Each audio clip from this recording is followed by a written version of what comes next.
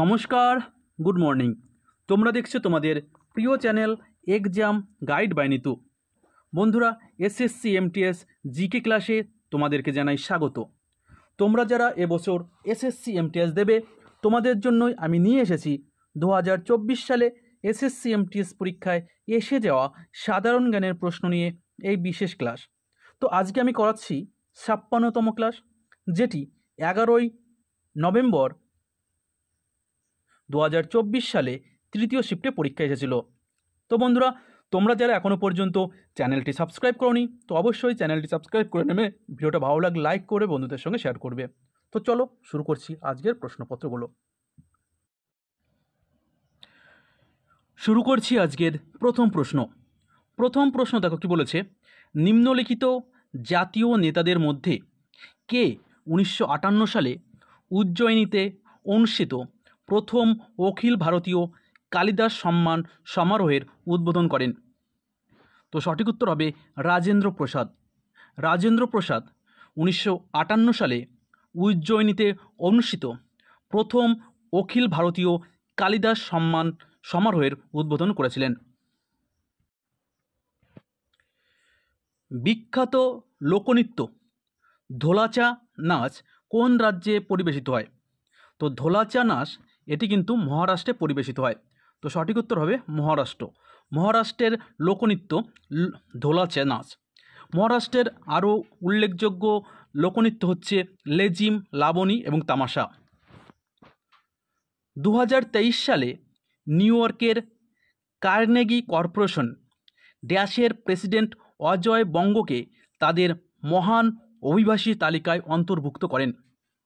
তো অজয় বঙ্গ তিনি কিন্তু বিশ্বব্যাংকের প্রেসিডেন্ট। ঠিক আছে, বিশ্বব্যাংকের প্রেসিডেন্ট অজয় বঙ্গকে নিউ ইয়র্ক কার্নেগি কর্পোরেশন মহান অভিবাসী তালিকায় অন্তর্ভুক্ত করেছেন। নিচের কোন করটি বহির্ভূত রাজস্ব প্রাপ্তির উদাহরণ? তো কর বহির্ভূত রাজস্ব প্রাপ্তির উদাহরণ হচ্ছে সুদের আয়। তো সুদ থেকে যে আয়টি হয় সেটা কিন্তু কর বহির্ভূত রাজস্ব প্রাপ্তি।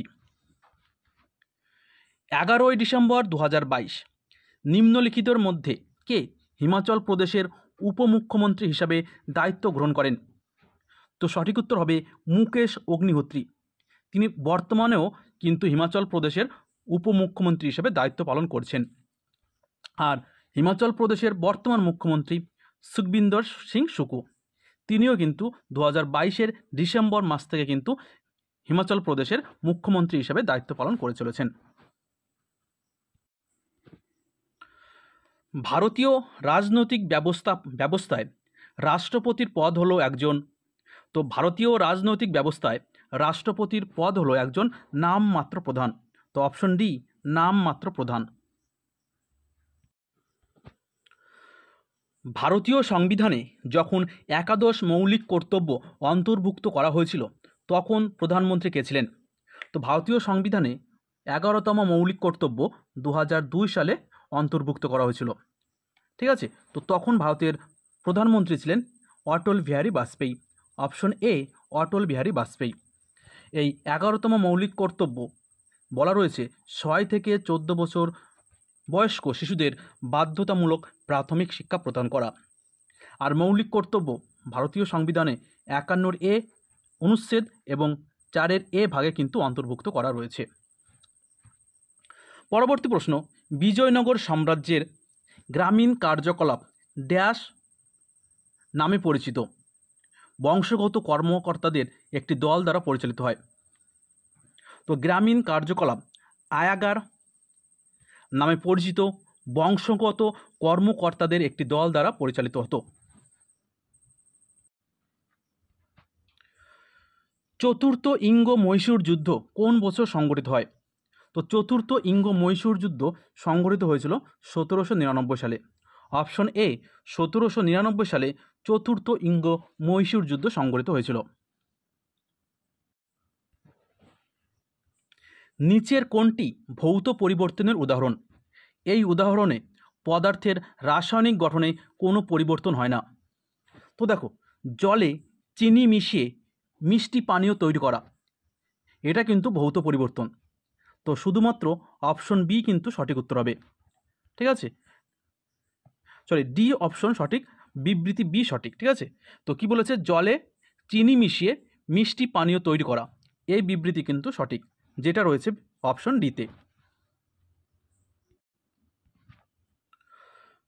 পশ্চিম মধ্য রেলওয়ে জোনের সদর দপ্তর কোথায়? তো পশ্চিম মধ্য রেলের সদর দপ্তর জব্বলপুর। ঠিক আছে, মধ্যপ্রদেশের জব্বলপুর পশ্চিম মধ্য রেলের সদর দপ্তর। 2023 সালে কোন দল মহিলা প্রিমিয়ার লিগ বা WPL ইভেন্টের প্রথম সংস্করণ জিতেছিল? তো সঠিক উত্তর হবে মুম্বাই ইন্ডিয়ান্স। মুম্বাই ইন্ডিয়ান্স 2023 এবং 2025 এই 2 বছর কিন্তু WPL ইভেন্ট জিতেছে।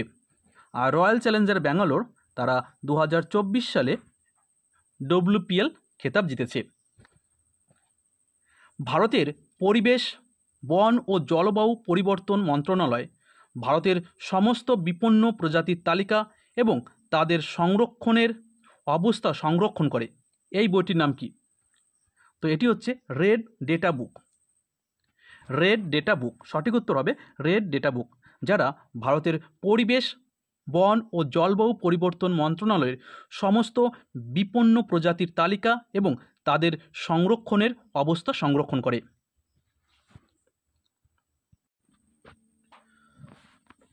আঠেরোশো সালে নিম্নলিখিত কোন স্থানে প্রথম শিখ সভা প্রতিষ্ঠিত হয়েছিল? তো 1873 সালে প্রথম শিখ সভা প্রতিষ্ঠিত হয়েছিল অমৃতসর, পাঞ্জাবের অমৃতসরে। চৈত্র মাসে নিম্নলিখিত কোন উৎসবটি পালিত হয়? তো চৈত্র মাসে যে উৎসবটি পালিত হয় সেটা হচ্ছে রামনবমী। রামনবমী উৎসবটি চৈত্র মাসে পালিত হয়। ভারত সরকার কর্তৃক জাতীয় শিক্ষানবিশ পদোন্নতি প্রকল্প বা ন্যাপস চালু করা হয়েছিল যে বছর? তো ন্যাপস এটি চালু করা হয়েছিল 2016 সালে। ভারত সরকার কর্তৃক জাতীয় শিক্ষানবিশ পদোন্নতি প্রকল্প 2016 সালে চালু করা হয়েছিল। দক্ষিণ পশ্চিম মৌসুমী বায়ুর আরব সাগর শাখার বৃষ্টিছায় অঞ্চলে কোন রাজ্য অবস্থিত? তো দক্ষিণ পশ্চিম মৌসুমী বায়ুর আরব সাগর শাখার বৃষ্টিছায় অঞ্চল তামিলনাড়ু রাজ্য অবস্থিত। সঠিক উত্তর হবে তামিলনাড়ু রাজ্য। 2010 সালে কোন গানের জন্য তানভি শাহ প্রথম ভারতীয় মহিলা হিসাবে গ্র্যামি পুরস্কার জিতেছিলেন? তো 2010 সালে তানভি শাহ প্রথম ভারতীয় মহিলা হিসাবে গ্র্যামি পুরস্কার পেয়েছিলেন জয় হো গানের জন্য। অপশন বি, জয় হো গান। দাদাভাই নওরোজি দারিদ্র্য সীমা গণনা করার জন্য কোন পদ্ধতি ব্যবহার করেছিলেন? তো দাদাভাই নওরোজি দারিদ্র্য সীমা গণনা করার জন্য বন্দীদের খাবার এর পদ্ধতি ব্যবহার করেছিলেন। জেলের যে বন্দি, সেই বন্দীদের যে খাবারের মান, এটা দিয়ে কিন্তু তিনি দারিদ্র্য সীমার নিচে দারিদ্র্য সীমা গণনা করেছিলেন। খাজুরাহো মন্দির সম্পর্কে নিম্নলিখিত কোন বিবৃতিটি সঠিক? তো দেখো, মানুষের অভিজ্ঞতা এবং আধ্যাত্মিক সাধনাকে সমান গুরুত্ব দেওয়া হয়, এটা অপশন সঠিক। খাজুরাহোতে জৈন ও হিন্দু মন্দির পাওয়া যায়, এটাও ঠিক। চৌসান্ধ যোগিনী মন্দির এখানকার গুরুত্বপূর্ণ মন্দিরগুলোর একটি, এটাও কিন্তু সঠিক। তো অপশন বি হয়ে যাবে সবকটি, মানে এ, বি, সি এই 3টি বিবৃতি কিন্তু সঠিক। ইঁদুর গর্ত খনির ক্ষেত্রে নিম্নলিখিত কোন খনিজ পদার্থ খনন করা হয়? তো ইঁদুর গর্ত খনি ক্ষেত্রে এটি কয়লা খনিজ পদার্থ খনন করার জন্য ব্যবহৃত হয়। তো অপশন এ, কয়লা।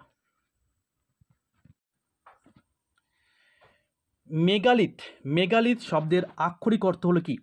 তো মেগালিথ শব্দের আক্ষরিক অর্থ হলো একটি বড় পাথর। অপশন বি, একটি বড় পাথর।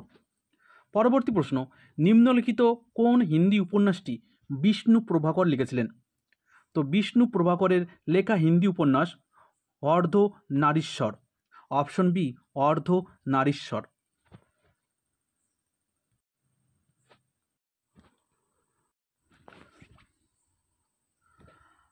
আলটিমেট খোখো লিগ টুর্নামেন্টের কোন মরশুমে রামজি ক্যাশপ টুর্নামেন্টের সেরা খেলোয়াড় পুরস্কার পান? তো রামজি ক্যাশপ তিনি একজন খোখো খেলোয়াড়। তিনি আলটিমেট খোখো লিগ টুর্নামেন্টের সিজন 2 এর সেরা খেলোয়াড় নির্বাচিত হয়ে পুরস্কার পেয়েছিলেন। পাস্তা, নুডলস, পিৎজা এবং রুটির মতো বিভিন্ন খাবারে গ্লুটেন গঠন লক্ষ্য করা যায়। দুটি নির্দিষ্ট প্রোটিন যখন জলের সাথে মিশে যায় তখন গ্লুটেন তৈরি হয়। গ্লুটেন গঠনের জন্য দায়ী দুটি প্রোটিনের নাম কি? তো গ্লুটেন গঠনের জন্য দায়ী দুটি প্রোটিন হলো গ্লুটেনিন এবং গ্লাইডিন। গ্লুটেনিন এবং গ্লাইডিন। তো বন্ধুরা, ভিডিওটা এই পর্যন্তই। ভিডিও ভালো লাগলে লাইক করে বন্ধুদের সঙ্গে শেয়ার করবে। আবার দেখা হচ্ছে আগামীকাল। ততক্ষণ ভালো থাকবে, সুস্থ থাকবে। ধন্যবাদ।